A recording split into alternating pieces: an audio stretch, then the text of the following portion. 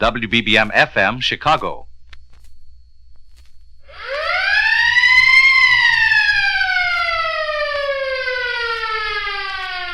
And now, in cooperation with police and federal law enforcement departments throughout the United States, Wrigley's Spearmint Gum, the refreshing, delicious treat that gives you chewing enjoyment, presents for your listening enjoyment, Gang Busters!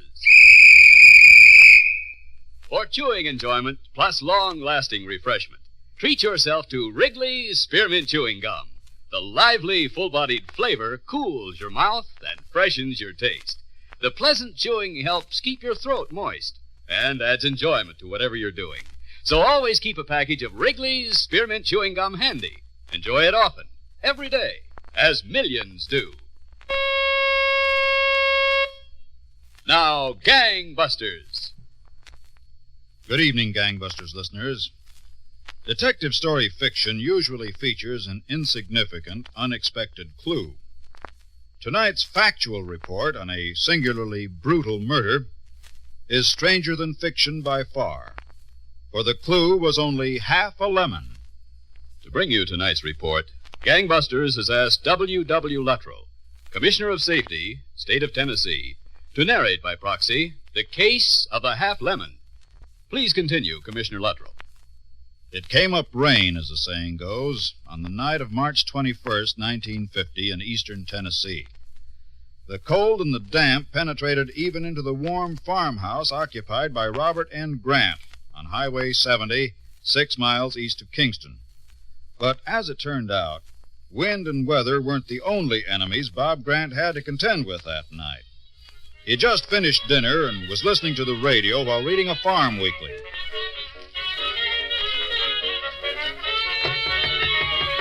Wonder who's out in this weather.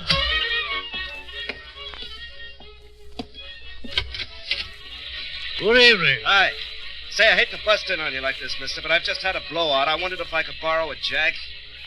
I know it's a lot of trouble. Oh, not at all. Think I got a jack in the trunk of my car. Give me a minute to get into some boots, and I'll come out and lend you a hand. Oh, you will, mister? Thanks a lot. I'll wait in my car. Huh? Okay. Robert Grant remembered to do two things, Gang Busters listeners, as he drew on his boots. To leave his wallet containing over $4,000 in cash in the house, and, though he hardly knew why, to slip a loaded .32 caliber revolver into his belt. Then he walked to the door and out into the storm. Mister? Where are you, mister? So dark out here, I can't see my hand in front of my face. Here I am, over here, next to your car. Okay, be right with you. Sorry to keep you waiting. It's all right, mister. Sure, we have lots of time. Oh, didn't know there were two of you. That'll speed up the job. Yeah, let's get with it, huh? As soon as I get the jack out of the trunk of this car, can't seem to find the lock. Either of you fellas got a match? Nope, not me. Sorry, neither have I. Never mind. Yeah, I have one.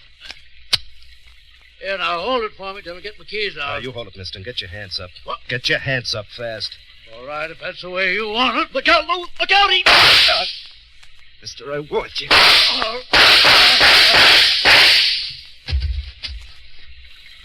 Brother, you really drilled him. He asked for it. Yeah. Ed, you'll have to give me a hand into the car. He Yeah. got me in the stomach. Yeah, as soon as I go through him. You said he always carried a whole lot of loot with him. Oh, boy. Oh, Oh, shut up. That's funny. No wallet. He must have left it inside. Ed, we better get out of here. I'm starting to go. But we can't pull out now. Ed, Not we got till it. We got it. Okay, Lou, okay. Here, let me get your arm over my shoulder. Easy, easy. There. Please. Oh, please. I'll get the door open. That's it. In you go. Yeah. Now, lean back. Okay, thanks. All set? Yeah, get moving. Huh? All right.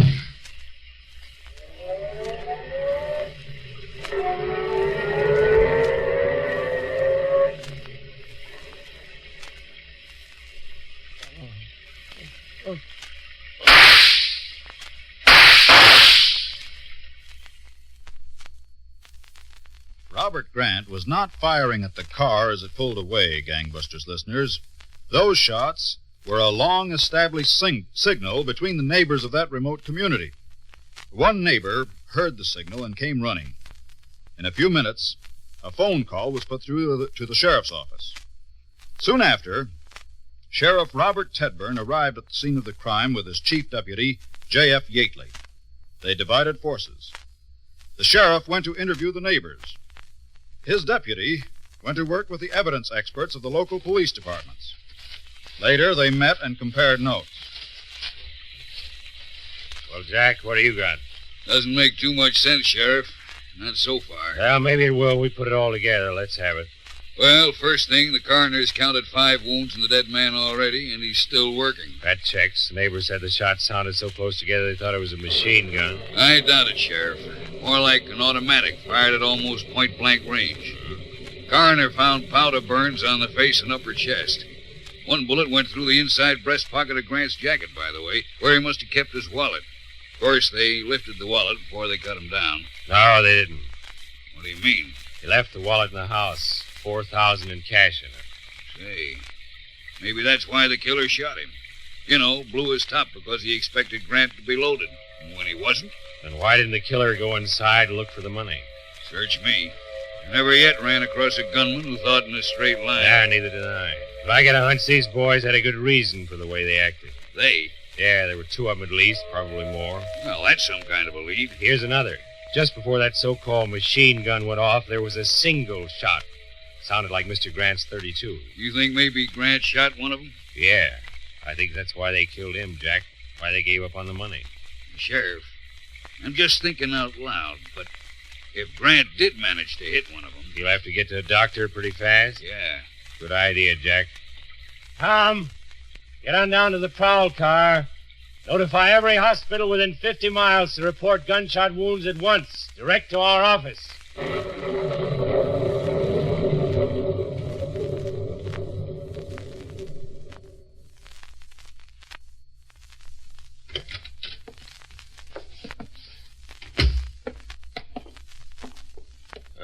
I never thought this old office would look this good to me.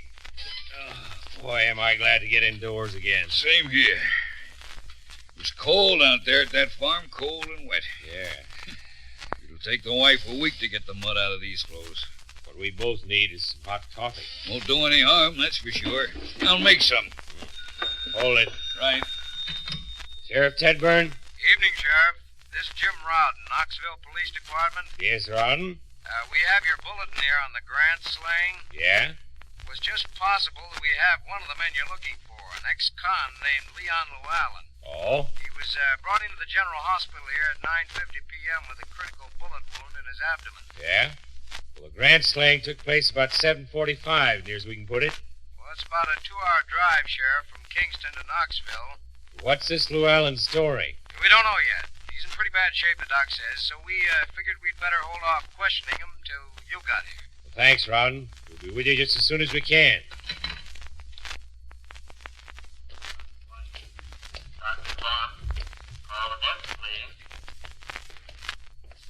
Detective Rawdon? Yeah, that's right, Sheriff. Glad to meet you. This is Jack Gately, my chief deputy. How do you do? How is Llewellyn now? Not so good. You been able to recover the slug? No, the doctor says his condition is too poor to stand an operation now. Can I go in and try to talk to him? Sure. Jack, you hold it out here. Might check with the office from time to time. Right. This way, Sheriff. Thanks. Now, Llewellyn knows me from scrapes he's been in. You better let me start the questioning. Anything you say.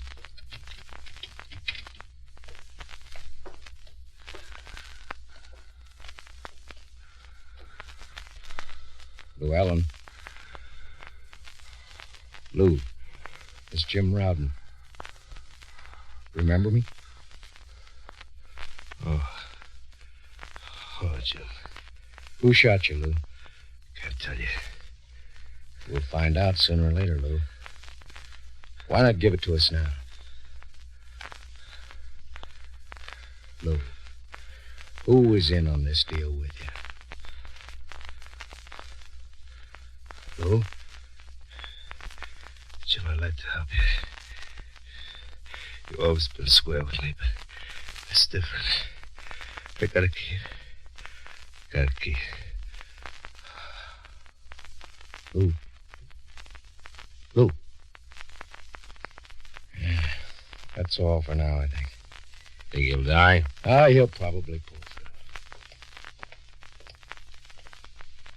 through. I've got his clothes down the hall, Sheriff. You want to give them the once-over? Yeah. By the way, Rowden, you didn't tell me. How'd Llewellyn get here? Ambulance. He was found lying face down in the front yard of his home. Nobody seems to know how he got there. What do you think? Well, with the wound he has, it's a cinch he didn't walk very far. Most likely he was dumped from a car. Getaway car. Probably. Here are the clothes. Oh, thanks.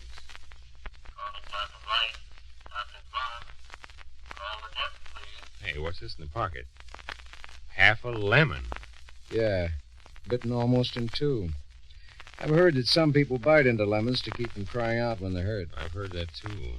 You mind if I take this along? No, of course not. But why do you want it? Just a hunch. One of these days, we might find the other half of this lemon. Sheriff, Yeah, Jack? I think we have a line on the getaway car. Tom Swanson at the office says the boys found 3 witnesses who claim they saw a big black sedan pulling away from Grant's place about 7:45 tonight. Big black sedan. Yeah, an old Cadillac, they say. Jack, did Tom give you anything else? Yeah, but it may not hold up. One witness says the right headlight was awfully bright, but the left one looked as if it might play out any minute. It'd be an easy thing to fix. Would, Jack, for a sensible man. A crook might not think of it. Rowden, Yes, Sheriff. pass the word on about this Cadillac, will you? Jack and I'll head back to Kingston and put out a bulletin on it, but maybe you could save us some time. One of your traffic control boys may have spotted that defective headlight. It's sometime before tonight, I mean. That could be. I'll get on it and let you know.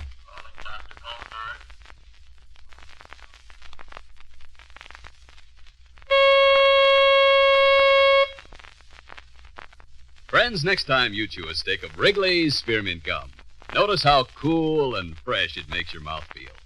That's because Wrigley's Spearmint Gum has lots of lively, refreshing flavor in every stick. The minute you sink your teeth in, that cooling flavor begins to freshen your taste and relieve that hot, dry feeling in your throat. It sweetens the breath, too. Millions of people carry Wrigley's Spearmint Gum with them wherever they go for quick, long-lasting refreshment and for real chewing enjoyment. Next time you're at the store, get some Wrigley's Spearmint Chewing Gum. Enjoy its refreshing flavor and good, pleasant chewing often, every day. Remember, that's Wrigley's Spearmint Chewing Gum. Healthful, refreshing, delicious. Now, back to Gangbusters. And Tennessee State Safety Commissioner W.W. Luttrow.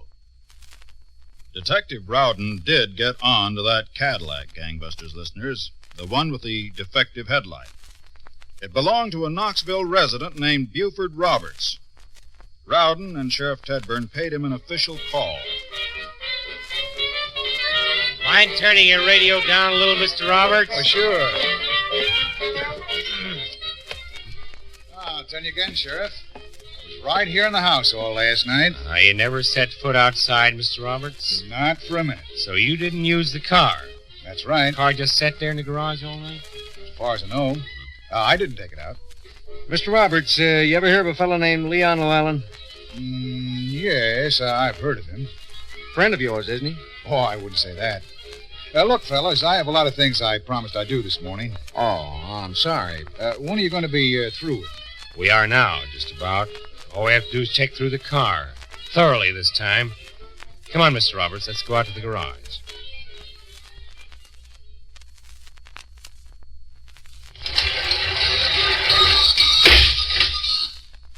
This garage door makes a lot of noise, doesn't it, Mr. Roberts? Yes, I've been meaning to tend to it, but you know how it is. Yeah.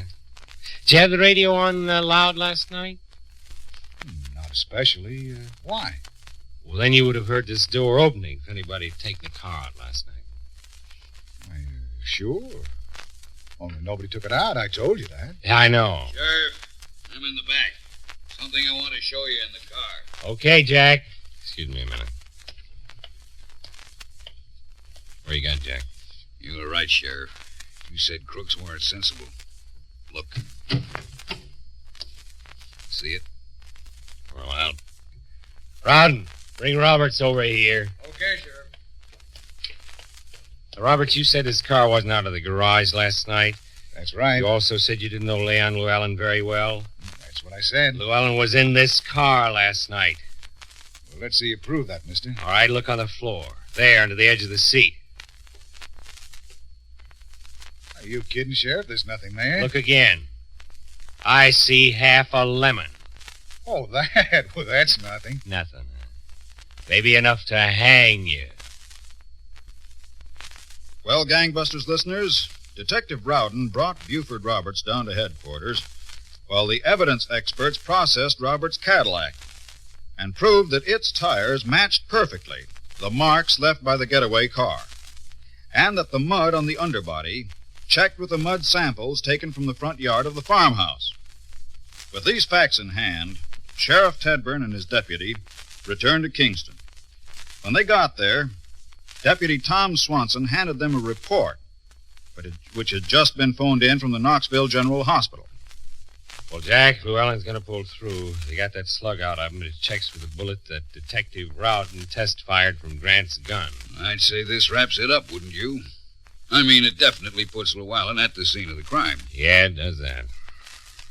You're more interested in putting Buford Roberts there, right? Mm-hmm. Maybe we can get Llewellyn to do that for us. Well, the doctor says he's strong enough to talk. That could be any day now. Yeah, any day. Brother, there's an awful lot of waiting in this business.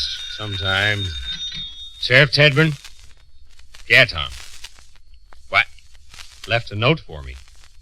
We'll be right out here. Come on, Jack.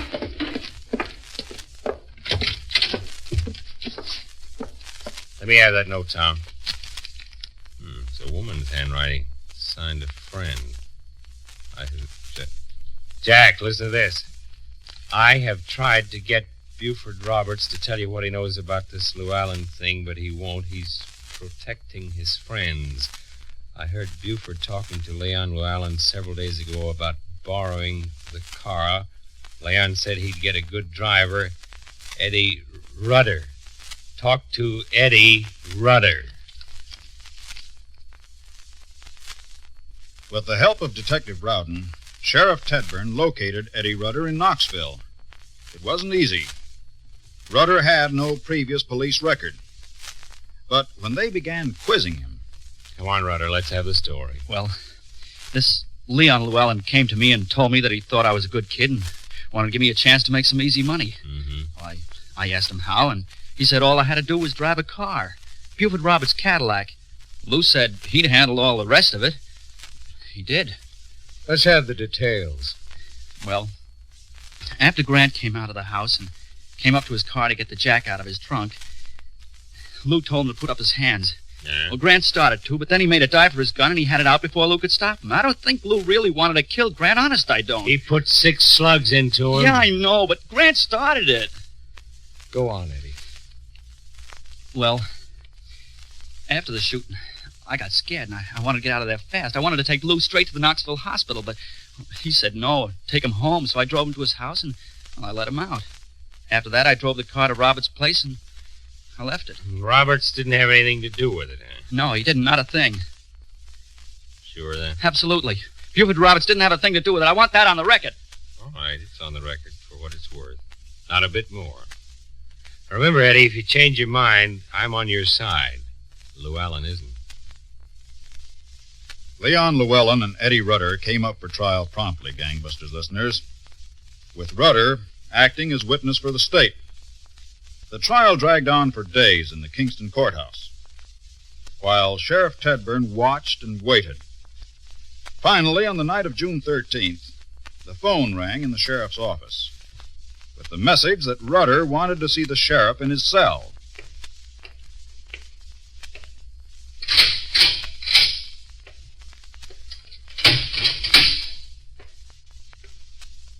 Evening, Rudder. Hello, Sheriff. Still on my side? Only if you're planning to tell the truth. Are you? I don't know. Sheriff, I'm scared. I'm scared to death. Of Llewellyn? He said they'd get me for turning state's witness. Not much he can do about it, is there? No. But they can? That's right. Who are they? Sheriff, if I tell you, will you see to it that they can't get at me? I'll do my best. Now, that's a promise. All right. It wasn't true what I said before. There was somebody else in it with Llewellyn and me. Roberts, wasn't it? He planned the whole thing. Mm-hmm. He brought Llewellyn to my place the night before we pulled the job. He said he found out that Grant always carried thousands of dollars with him, and it would be a cinch to knock him over. Roberts gave us the car, and he... Well, you can take it from there. Yeah, Eddie, we will. All the way.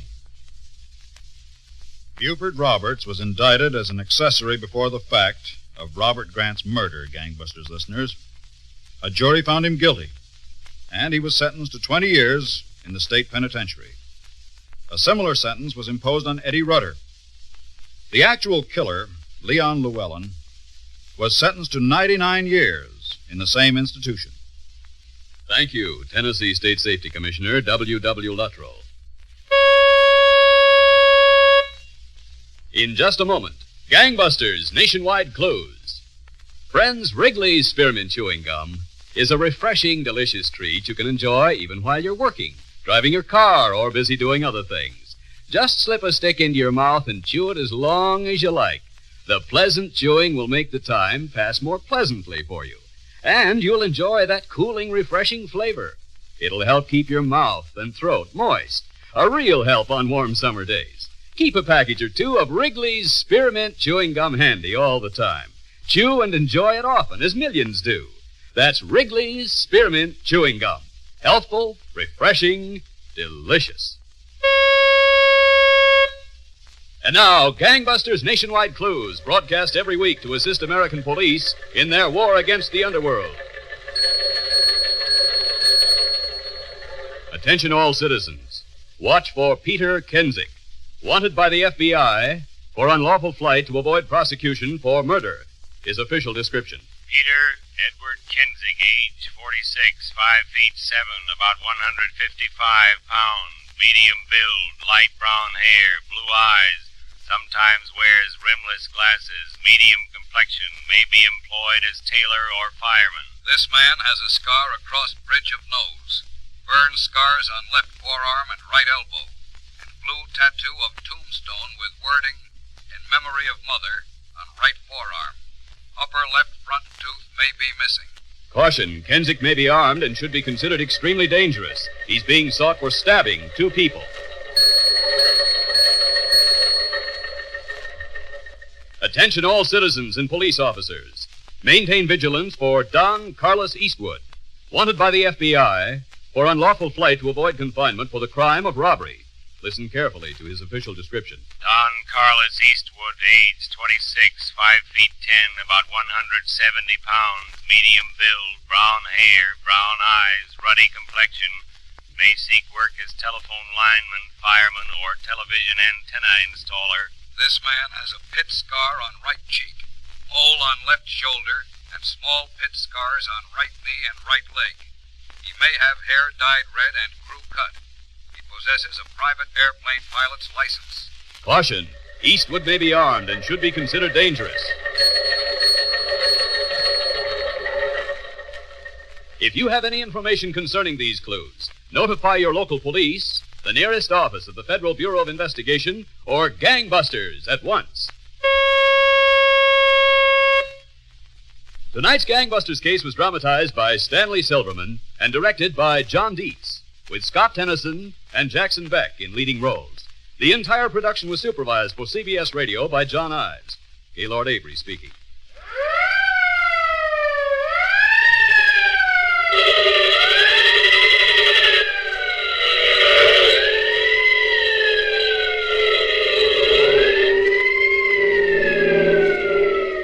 Gangbusters, a production of CBS Radio in cooperation with Phillips H. Lord, is brought to you each week, same time, same station, by Wrigley's Spearmint Chewing Gum, the refreshing, delicious treat you can enjoy even while you're busy. This is the CBS Radio Network.